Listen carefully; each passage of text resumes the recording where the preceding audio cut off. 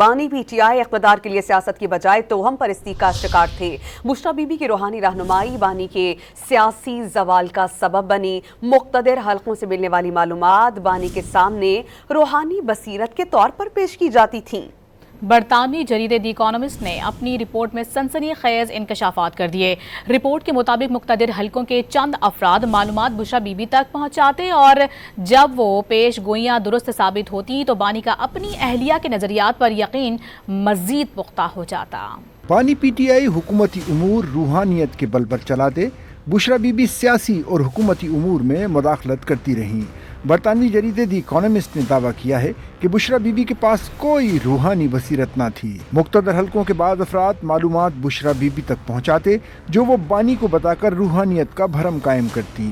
Report میں دعویٰ کیا گیا کہ سابق جنرل فیض حمید نے بشریٰ بی بی کو بہت باریک مگر مؤثر طریقے سے استعمال کیا۔ بعض سینئر اہلکاروں حتیٰ کہ جنرل باجوہ کو بھی شکایت تھی کہ بانی پی ٹی آئی اپنی اہلیہ کی بات زیادہ سنتے ہیں۔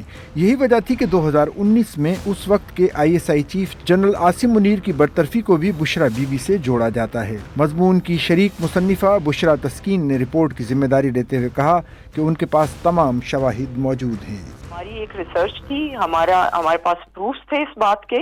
ہم ان لوگوں تک پہنچے جو لوگ ان تمام کاموں کے کرنے میں ان کے شریک کار تھے، ان کو گائیڈنس دیتے تھے، ان کے ساتھ ان ٹچ تھے، ان کے لیے پریکٹیکلی چیزیں کر رہے تھے۔ ہم ان تمام لوگوں تک پہنچے۔ ہم نے ان کی پارٹی کا موقف لینے کی کوشش کی۔ بالکل انہوں نے موقف دیا۔ سلمان اکرم راجہ صاحب، رؤوف حسن صاحب، شبلی صاحب، ہم نے بہت سارے پارٹی لیڈرز، آفس بیئرز کے ساتھ اس پہ بات چیت کی۔ رپورٹ کے مطابق بانی برے وقتوں میں بشریٰ سے روحانی رہنمائی کے ساتھ دنیاوی کامیابی کی بھی توقع رکھتے تھے۔ سابق ملازمین کے مطابق بانی پی ٹی آئی کی ذاتی زندگی اور گھرانہ مختلف روحانی اور غیر روایتی رسومات کے زیر اثر رہا۔ بشریٰ بی بی نے اہم تقرریوں اور روزمرہ سرکاری فیصلوں پر بھی اثر انداز ہونے کی کوشش کی۔ رپورٹ میں جہانگیر ترین سمیت پارٹی کے اہم حمایتیوں کا حوالہ دیتے ہوئے کہا گیا کہ پارٹی کے بعض لوگوں نے کالے جادو پر تشویش ظاہر کی۔ انہی خدشات کے بعد بعض وفادار شخصیات کو قیادت سے الگ کر دیا گیا۔ مضمون میں کہا گیا ہے کہ مہنگے تحائف اور القادری ٹرسٹ جیسے کیسز میں بانی اور بشریٰ دونوں کو جیل بھیج دیا گیا، جس سے بانی کی اپنے ہاتھ صاف ہونے کی سیاسی شناخت پاش ہو گئی۔ بانی کی گرفتاری کے بعد پی ٹی آئی حامیوں نے فوجی عمارتوں اور تاریخی نشانیوں پر حملہ کر کے سرخ لکیر عبور کی۔